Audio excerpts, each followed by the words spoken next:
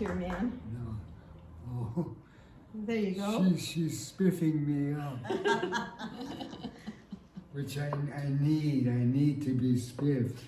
Hi, everyone. I should start out by saying that both of our poets are of mixed European and Native American heritage, which is very important for what you're going to hear. Our first reader will be Lucille Lang, who I will call Lucy with your permission. You have it. All righty. Lucy is really an important woman of letters in the Bay. She's, as Joyce told you, she's a publisher of Scarlet Tanager Books. She's edited a number of anthologies. Specific to this reading is Red Indian Road West, Native American poetry from California. She's a memoirist. She's obviously a poet, which is going to be her role tonight. And she's written a couple of kids' books, and she's wearing a sacred frog, which I couldn't help being silly about. Birds of San Pancho and Other Poems of Place is her most recent book. I think your seventh. Hoo-ha. And it travels. The master, for my mind, the master poem of the book is naming the states. You should pick it up if you haven't read it. And it very subtly makes the point at the end that we're living in Indian country. This is a book, as it says, of place. It takes us to Europe. It takes us out to the solar system, in fact, and it ends with a poem which is a meditation on travel. So let's give her a warm welcome, Lucille Lang.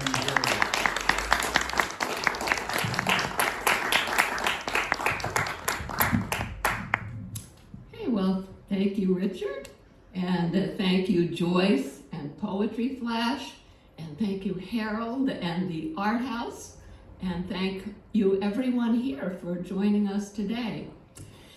Since Richard mentioned my broadside, Names of the States, I just want to point out you can roll it up like this to carry it with you. As it turns out, the names of 31 of the 50 states are the names of tribes or indigenous words or are references to the American Indians.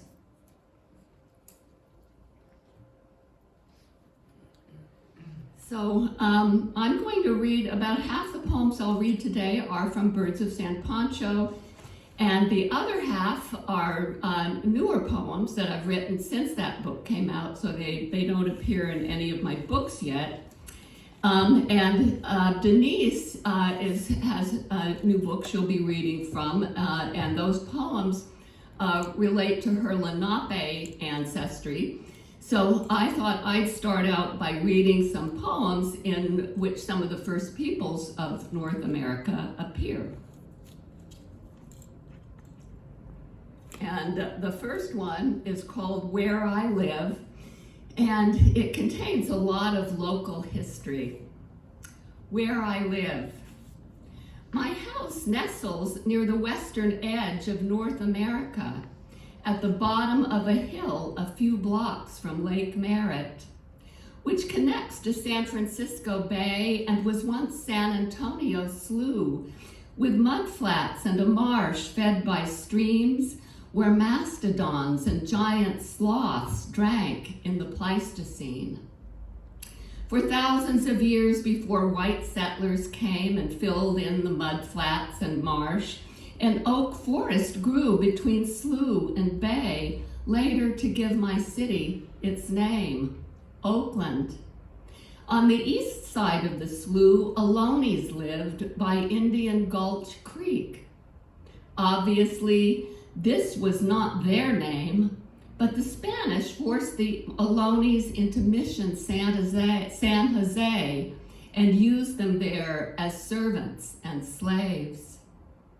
Later settlers changed the name of Indian Gulch to Trestle Glen, where fancy houses are found today. In 1820, the King of Spain gave Luis Maria Peralta the whole East Bay. But Peralta's grand estate ended with the gold rush of 1848. Around the corner from my home, Grand Avenue follows Pleasant Valley Creek, which now flows in a culvert under the street. I live by the Piedmont Block, an outcrop of Franciscan bedrock pushed up millions of years ago by the unpredictable Hayward Fault. Grand Avenue leads north to Mountain View Cemetery, where my grandparents, parents, aunts, and uncle and daughter are buried, near Samuel Merritt and others of local fame.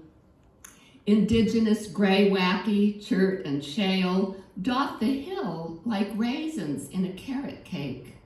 Now the Ohlonies are making a case for return of their land. If justice is served, they'll get their way and reconsecrate every sacred place with knowledge too deep for AI to replicate, but held in valleys, oaks, and bays. And now we're going to move east to Arizona. The next poem is called Walnut Canyon. Walnut Canyon is the site of Native American cave dwellings, ancient cave dwellings, and I visited there last year with one of my granddaughters. Walnut Canyon. It must have been cozy living here on the side of a cliff in a small room tucked between a limestone overhang and sandstone strata. I can imagine waking on a spring morning to see claret cup cacti blooming on the sunny southern canyon wall, while butterflies, skippers, hair streaks, swallowtails, and painted ladies visited phlox, loco weed, and toadflax. Taking a large orange pot, I would set out to get water from the creek at the bottom of the canyon as wild turkeys strutted by and horned lizards darted on the path. Dipping my pot into the stream, shaded by walnut trees and box elders, I might look up to see a vulture soaring high above me. With the pot full of water, the walk back up would be much slower. Back home, my mother and I would grind corn to powder for bread, while my father tended fields on the rim and my brothers hunted bighorn sheep, rabbit, or deer. I would have been happy, I think, as one of those the Hopi call the people of long ago, who lived long before smallpox and tuberculosis were known in North America, long before the buffalo were hunted nearly to extinction. 96% of old-growth redwoods were cut down. Walnut Creek was dammed upstream to provide water for Flagstaff. People dynamited the cliff dwellings to search for souvenirs. And in a broken room in the third decade of the 21st century, I sat with my granddaughter under a ledge and could almost remember a time before fear of nuclear weapons, plagues, and climate change, when I could sit there to rest before picking yucca fruit to serve with dinner. And So the progression east is going to continue. The next one is called Chumash Basket in Kansas City. It's dedicated to a Chumash poet, Georgiana Valois Sanchez, and I saw this basket at the Nelson Atkins Museum of Art in Kansas City, and Denise Lowe recommended that I go to that museum when we were at AWP this year. So, Chumash Basket in Kansas City. It might have been stolen before coming to this dimly lit gallery at the Nelson Atkins Museum of Art. It was woven around 1820 on the California coast, according to the label, which also praises it as among the rarest of all California Indian types, because in the 1700s, the Spanish forced almost all of the Chumash into missions where they died along with their culture and art. The next case features a Pomo man's dance headdress from about 1890, described as a blossom-like cluster of feathers, although it looks more like a giant sea urchin to me. A wooden pin held it in place on the back of his head, the label goes on to explain, and it was probably worn during ceremonies to celebrate harvests or in rituals for healing. Across from the Chumash basket and Pomo headdress, there's a basketry bowl, CA 1860, with a zigzag pattern a Maidu artist made of willow shoots, bracken root, and redwood bark. Crucial information is missing. I want to scream. These peoples are not dead. I know a Chumash elder. I've seen Pomos dance in Berkeley, where I grew up. A Maidu family lived across the street. And now we're going to go all the way to the East Coast, to Cape Cod, and the next poem is called Shoe Story. Shoe Story. My soul started flapping like a huge tongue on my left sneaker when I was 3,000 miles from home. It was raining on Cape Cod that summer day, and I brought no other shoes except sandals. I was afraid I might lose my soul or it might trip me. The way it folded back as I walked was truly scary. So I bought new sneakers, pretty black and white ones, with mesh tops and white soles to keep my feet dry in the rain. But rain leaked through the mesh and the fabric beneath it, saturating my socks and feet. The next day I bought waterproof sneakers, green and brown ones, so now I have 4 new soles. This is the soul life, I know, where you can throw out a worn out sole and get 2 or even 4 new ones. Then walk along the salt marsh as swans glide in pooling light, where pilgrims first met Wampanoags, who used cordgrass from the marsh for baskets, wore deerskin moccasin ash, and didn't need these newcomers to save their souls. So one of my great-grandfathers was a Pocasset Wampanoag.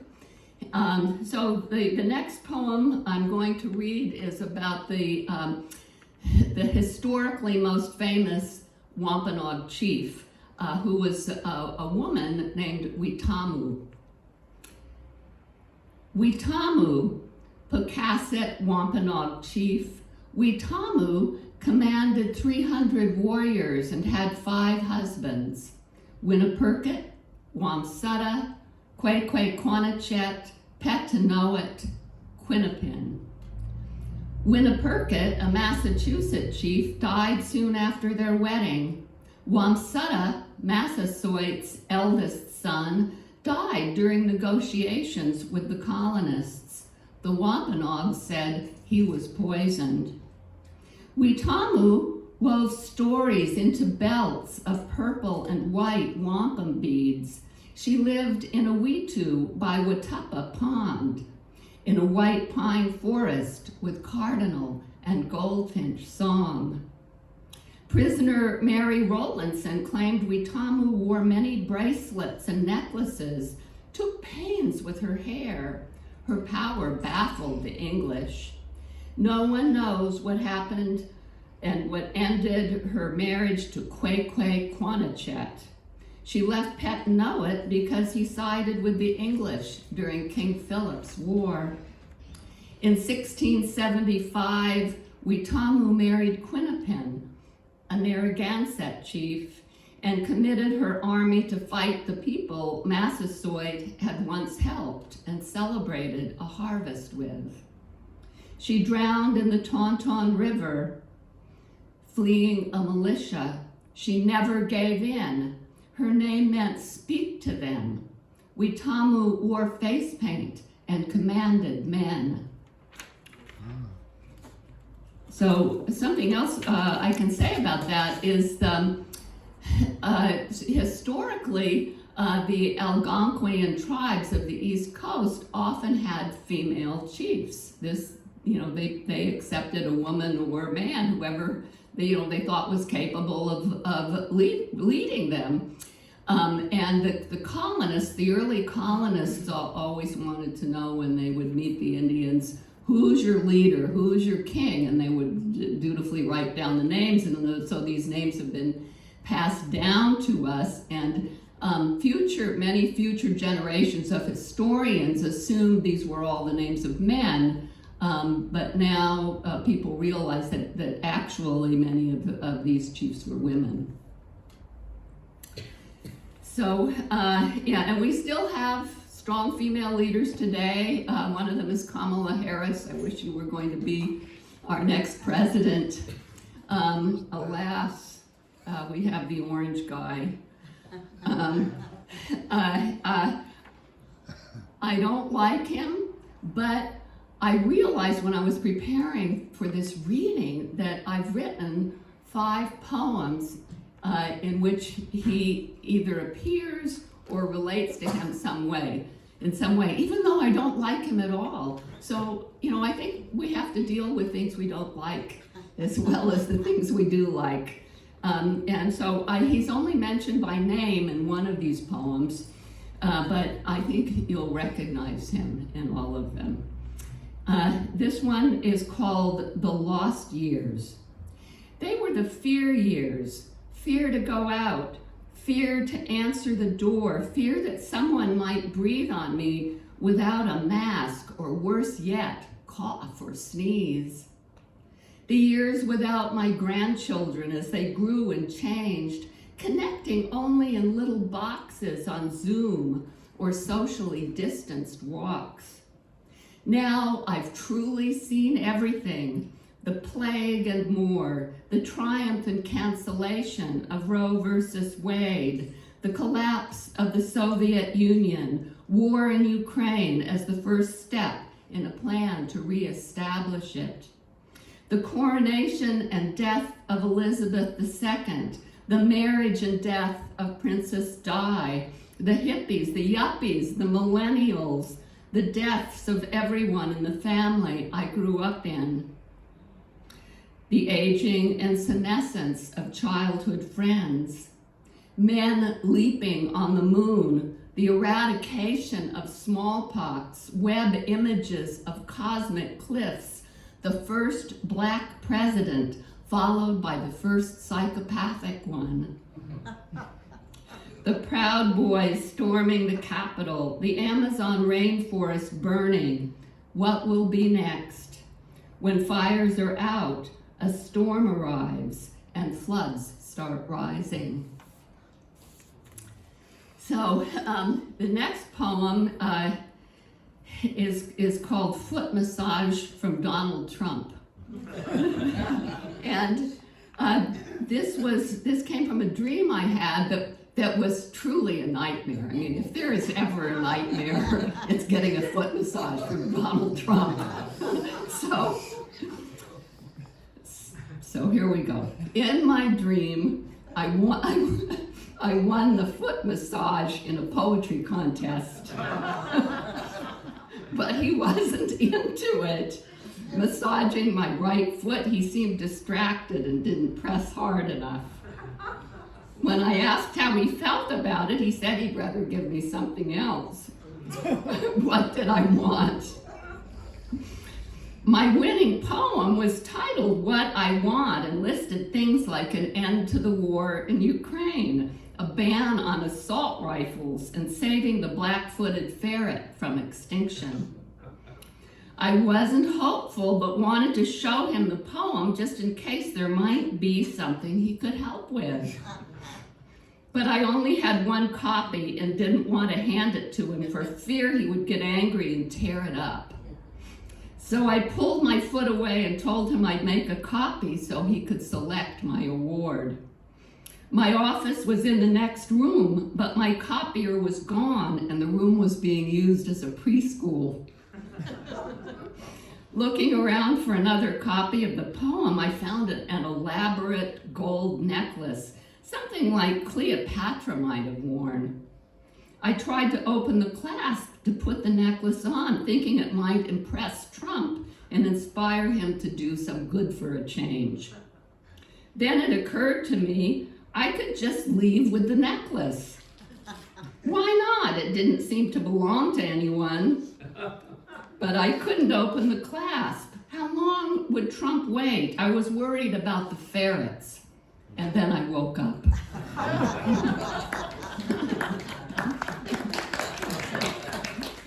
So I think there are a lot of lessons in that poem. One is that I'm not always going to get what I want. And another is it's not always a great thing to win a poetry contest.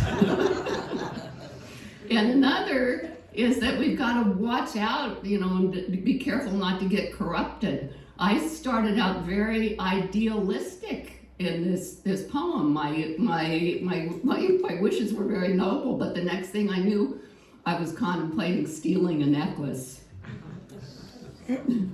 So we're all vulnerable. Okay, so, and I'll conclude with 3 poems from Birds of San Pancho, still sticking to the theme of Trump. The first one is called Inauguration Day in the Galapagos, and I wrote this January 20th, 2017, which was the day he was inaugurated. The forecast that morning said possible rain, but the air was dry, the sky cloudy as our bus climbed the hill on Santa Cruz, taking us to the Tortoise Ecological Reserve at the top of the island. We passed corn, sugarcane, and coffee plantations, stands of cedars and ranches where scrawny cattle grazed. At the reserve, we borrowed clumsy rubber boots to lumber through the muddy terrain where giant tortoises, like smooth, ancient, dome-shaped rocks, munched on low-lying plants. We hiked through a lava tube on our way back to the visitor center where small brown finches hopped and flitted about the tables. No one mentioned the inauguration. In the afternoon, our ship headed for Plaza Sur, and as we waited for zodiacs to take us to the island, the Mormon Tabernacle Choir was singing prelude to a second showing of the inauguration. My turn to debark came quickly, and I saw dark marine iguanas and golden land ones basking side by side.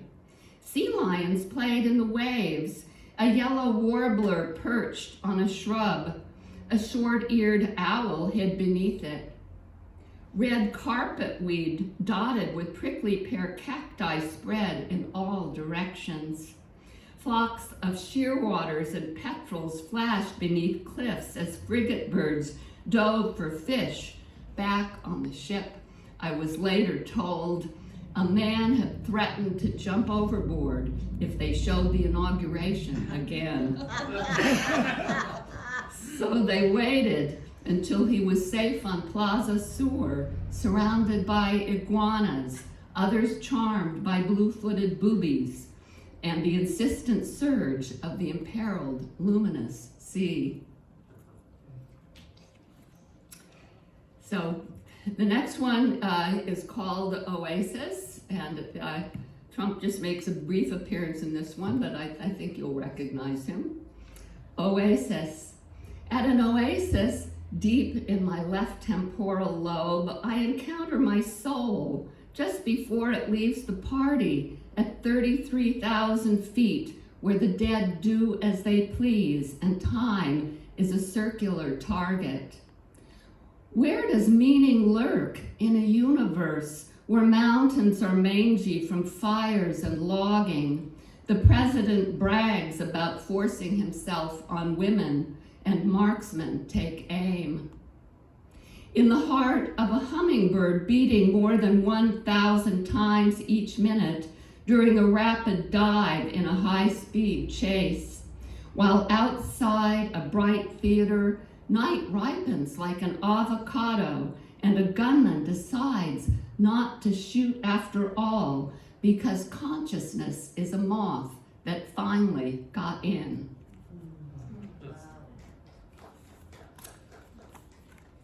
And the last poem I'll read is called After Catastrophe.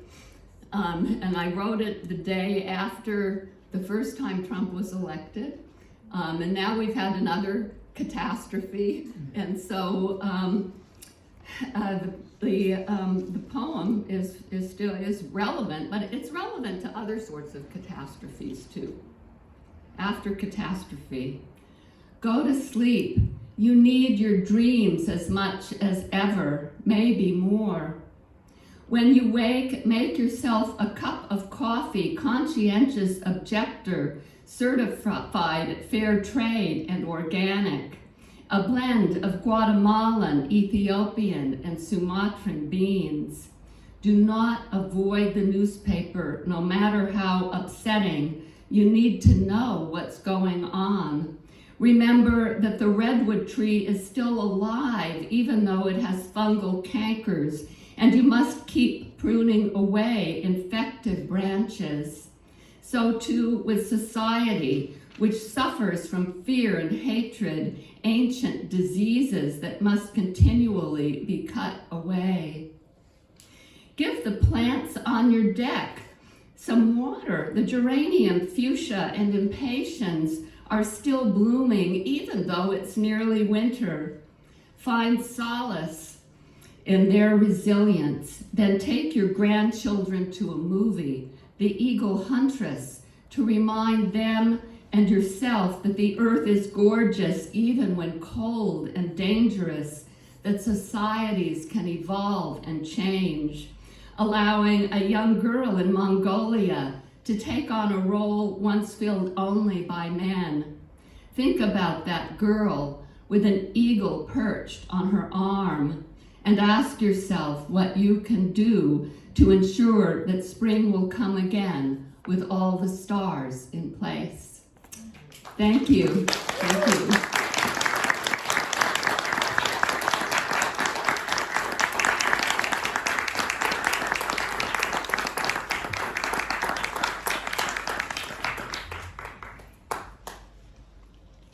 Lucille Lang Day.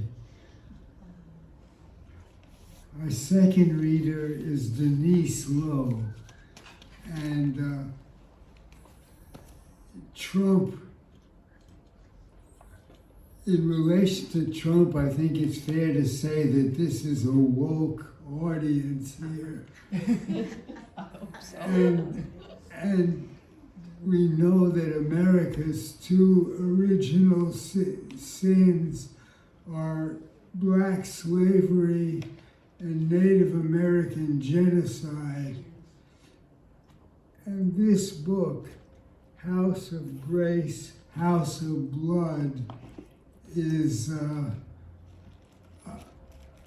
horrible case in point. The book is not horrible. The book is poetic, but it deals with the massacre of back in the Revolutionary War in 1782, 96 Lenape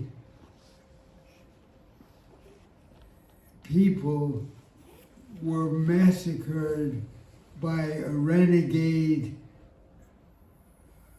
Pennsylvania militia. Denise, I should of course say, is of mixed Lenape descent. Now, the book goes through, it deals with the massacre itself in great detail. It deals, let me say also that The Turtle's Beating Heart is a memoir, is Denise's memoir. It's there on the table. The book goes through the actual massacre. It deals with the continual effects down through generations of trauma, and it ends. Denise also is a former laureate of Kansas, and the final poem in the book is in Wyandotte, Kansas, and it's a ceremonial Native American stomp, and the final line is, "We dance." So let's give her a warm welcome, Denise Lowe.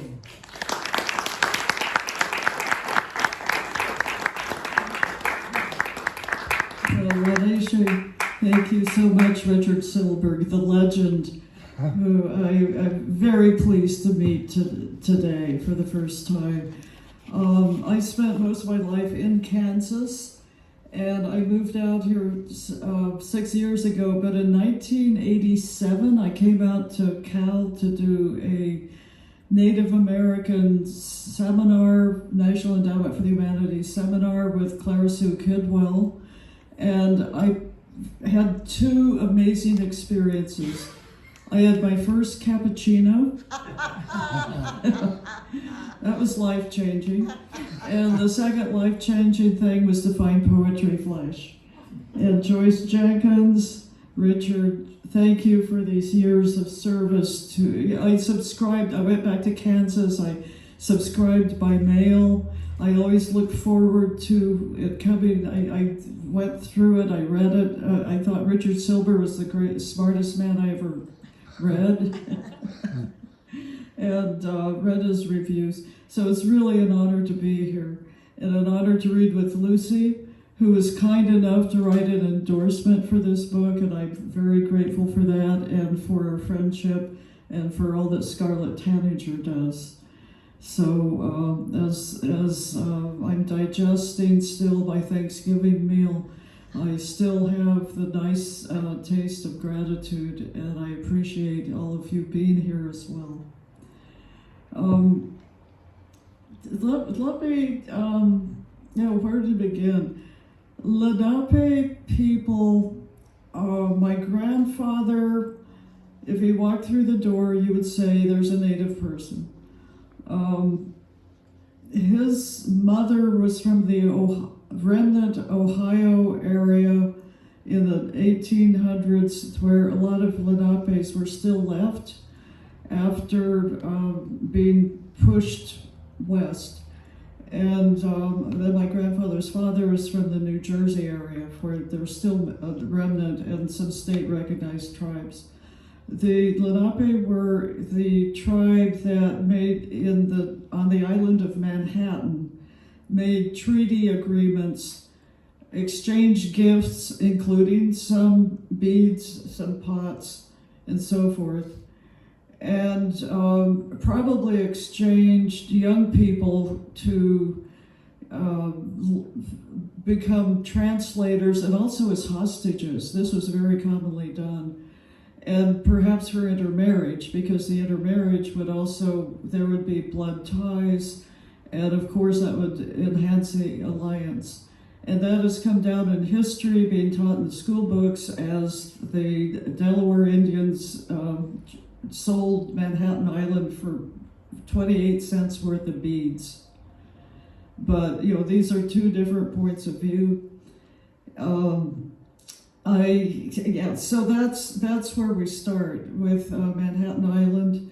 Native people, Lenapes in particular, there were several dialect speaking. They were river tribes, lived up and down the river systems all through the east, spoke a similar dialect. And in the United States created them as a tribe so they could do a real estate deal with them and get somebody to sign.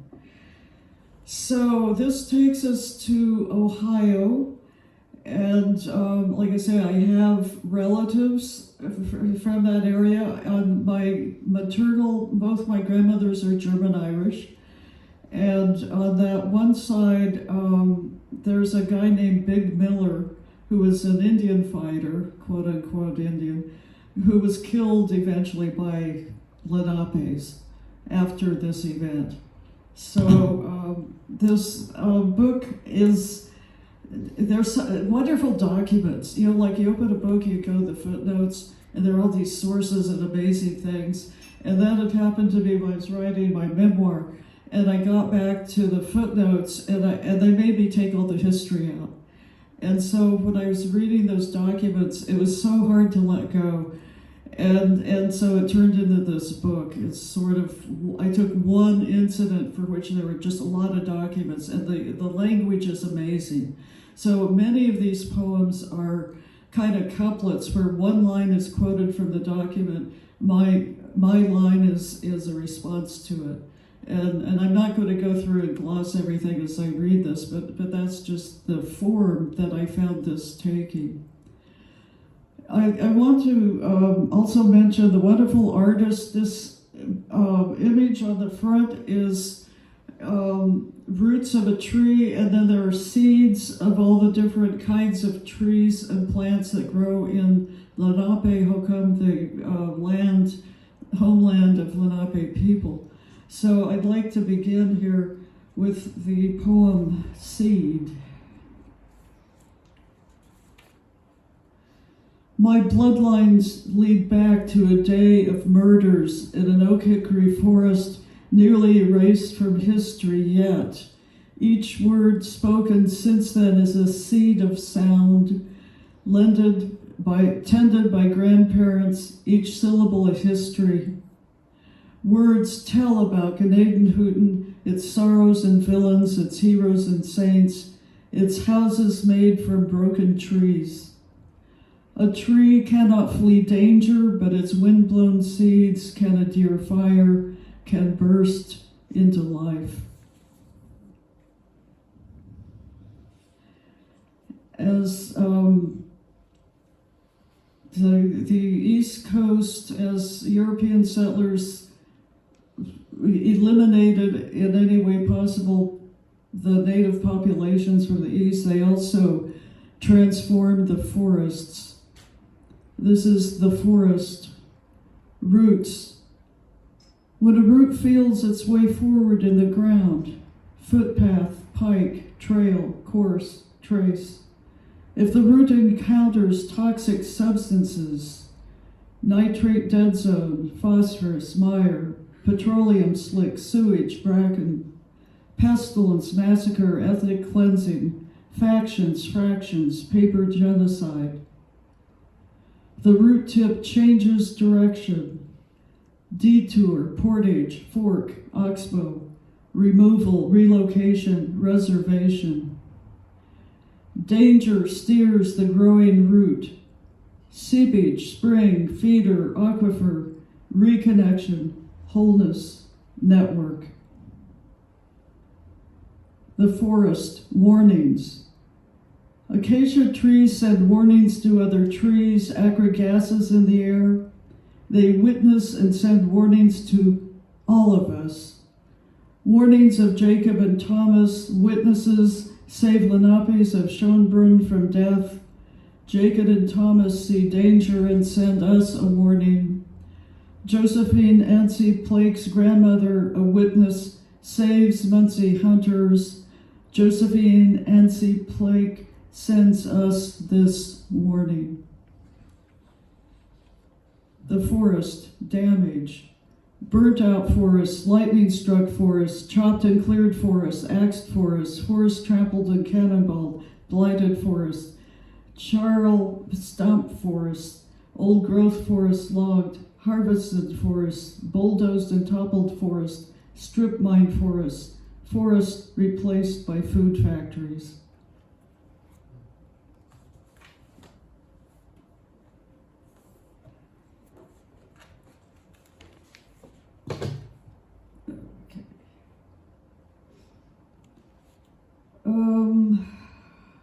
Let's see. No fairy tale. No ogres live in the Ohio forest. No wicked witches or stepmothers dwell in hidden rock houses. The forest has no Garden of Eden. Plants are gifts, foods and medicine. Their leaves spell an alphabet sewn into clothing. Strawberries for springtime and love. Maple hands for sugar and bounty. Dried grapes for sweetness. Oak's strong wood is flesh for carved guardian beings.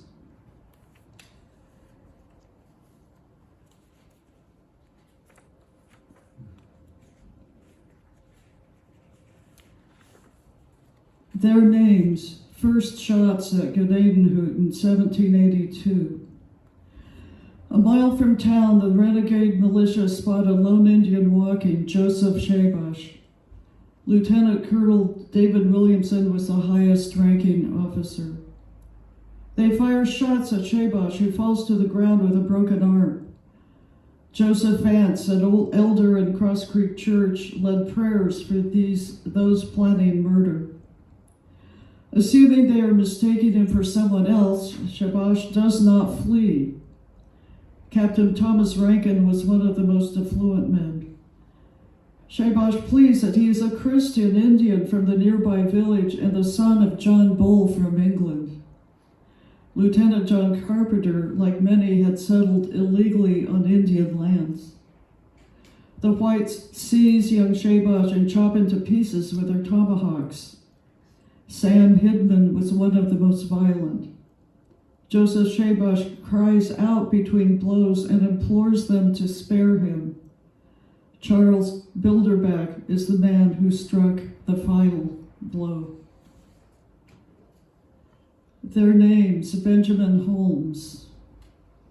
Obadiah Holmes, one of 18 who refused to kill, brought home a Lenape boy, Benjamin, who in the confusion ran to him. Obadiah Holmes later broke his vow of silence. He said, Nathan Rollins and his brother, who had had a father and uncle killed, took the lead in murdering the Indians. And Nathan Rollins tomahawked 19 of the poor Moravians, and after it was over, he sat down and said, it was no satisfaction, after all, for the loss of his father and uncle. Benjamin Holmes lived with Obadiah until grown. He disappeared afterwards from settler history. He enters these pages as a grown man, Benjamin Holmes. Genocide mathematics, story problem. The Pennsylvania militia brought back 96 scalps. Who made this grisly count? Where were they laid out on display and totaled? According to computation made by the missionaries, the number of Delaware Christian victims was 90. The militia killed Christian converts and traditional Lenapes, mutilated the bodies, and burned everyone together. So 6 of the murdered ones must have been heathen, unquote, visitors at Gnadenhout. 96 minus 90 equals 6. Conversion tables, value of a life. In continental dollars, $2,500 per bounty is decreed by the governor is $33.33 sterling. Sums, 96 scalps at $33.33 a piece equals $3,199.68.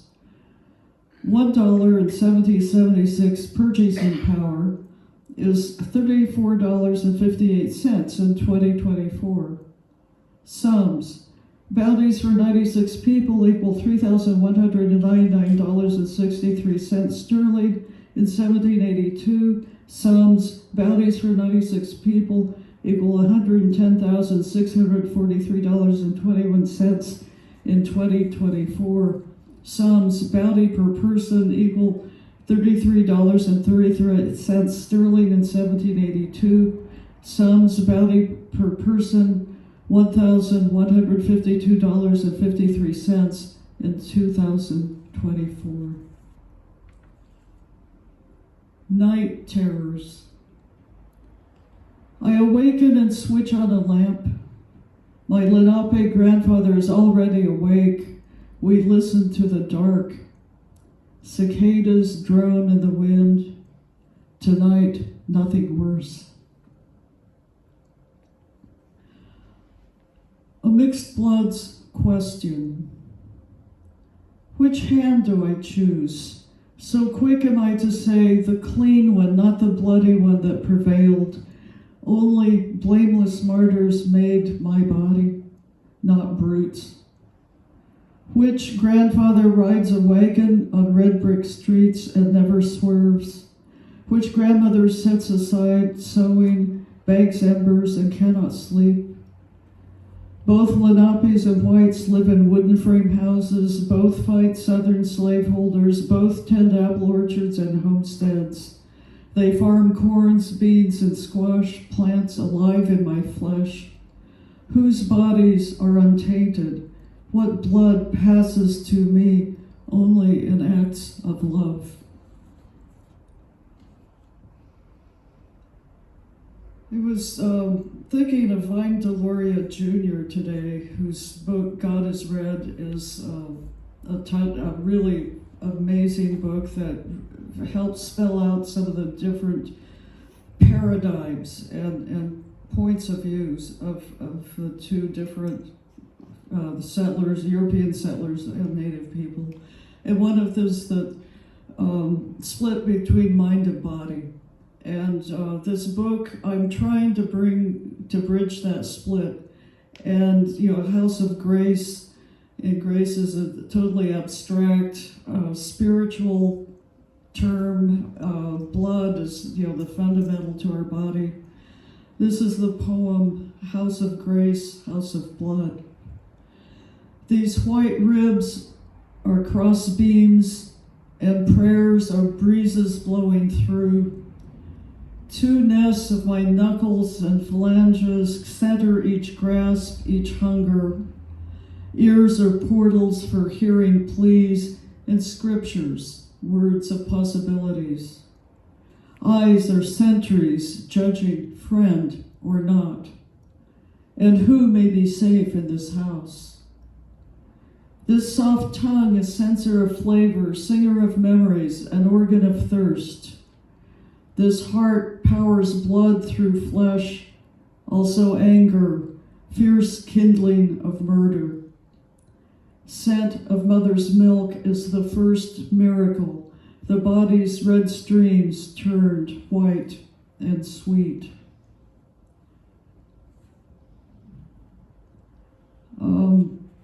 One of the things that Delaware elders have told me repeatedly is that the Lenape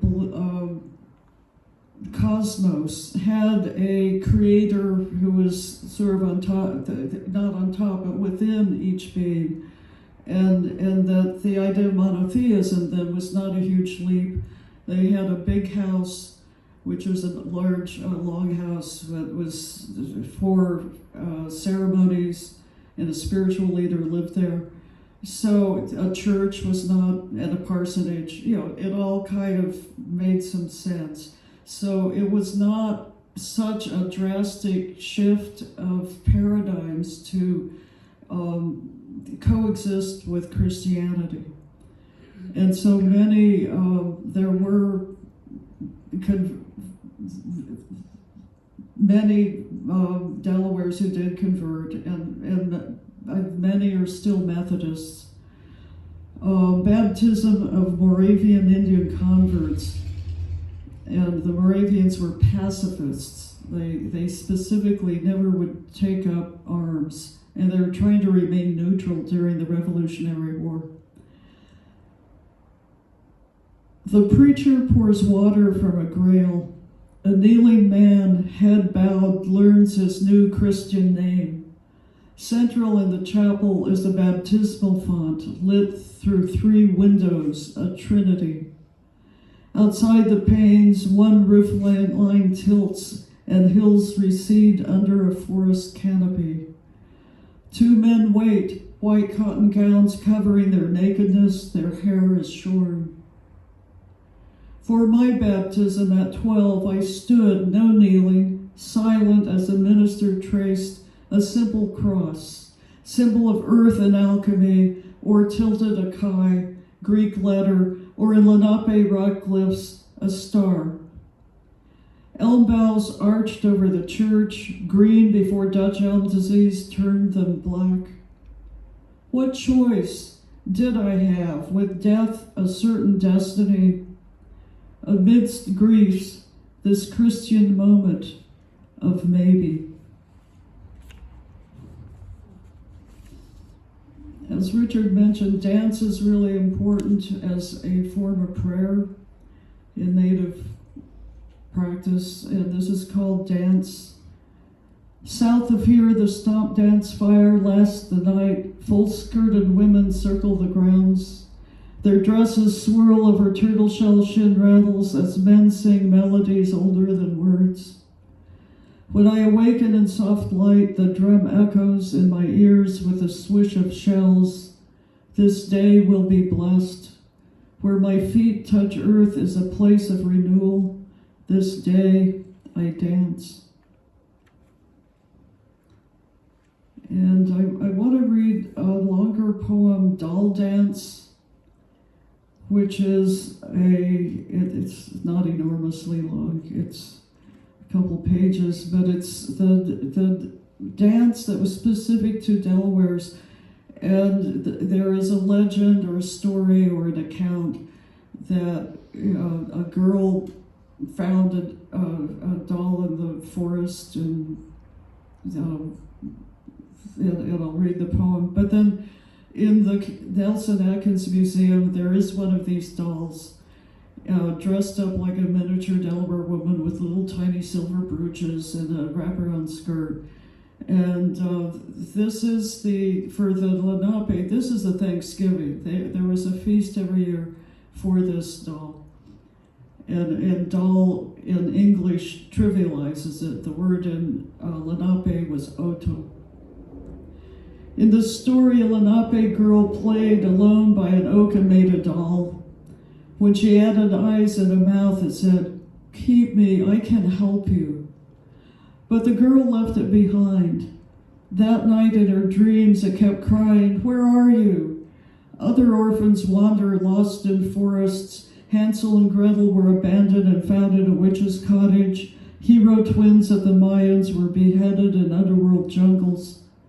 The girl may have played with husks of the sacred cord before she made the doll what her grandmother told her to never do. The doll spent a night of no moon, naked under frost-covered leaves. At dawn, she ran back and found it shivering and alive. What happened all that long night of endless waiting, of grief so bad it traveled to the dream world? But the story is lucky. The doll was found. The doll said, "Keep me and your family will always be happy and healthy. Every spring you will sew me a new dress and hold a feast for me." The girl made a red wraparound skirt, trimmed it in black to honor winter. She listened to the doll and learned its dance, its song, its love of corn. My great-grandmother dressed her dolls and honored them each year, even though she never learned the doll dance in Christian, Ohio. She had no otas, but knew of healing from such dolls, not baby dolls, but guardians.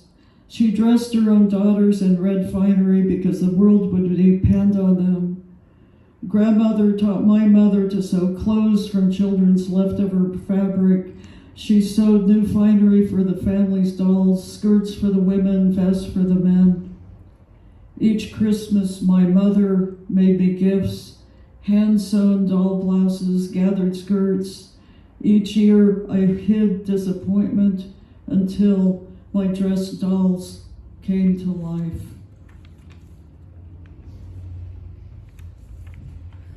And a couple more about my grandfather. This is called A Gambler's Odds. He was a gambler. My Lenape grandfather pulls out a deck of cards and deals. I'm 9. We sit at a table under the one window in rented rooms above the liquor store where he lives. Now I see the scene from the outside looking in, slow motion as we play gin rummy and I silently count cards. I win a few times, but mostly lose, so I learn how to hold my temper, patience, respect for my grandfather's experience. He shuffles the cards, try again. When I cut, he teaches me spells. Cut 'em thin, bound to win. The next time, cut 'em thick, beat 'em quick. He tells how he escaped the Union Busters, how sometimes he lost, but always he fought on, even at risk of death. He does not talk about his twins, one a stillbirth, the other sickly, other short life, or how he had a good job but lost at gambling. He never had a winning streak, yet here he is, teaching a shy child how to fight, how to take chances. And I'll finish up here with this one. Walking with my Delaware grandfather. Walking home, I feel a presence following and realize he's always there. That native man with coal black hair who is my grandfather. In my first memories, he is present, mostly wordless, resident in the house where I was born. My mother shows him the cleft in my chin, identical to his. I am swaddled and blinking in the kitchen light. So we are introduced. We never part. Sometimes I forget he lodges in my house still, the bone house where my heart beats. I carry his mother's framework, a sturdy structure. I learn his birthright. I hear his mother's teachings through what my mother said of her. She kept a pot of stew on the stove all day for anyone to eat. She never went to church, but said you could be a good person anyway. She fed hobos during the 30s, her back porch a regular stopover.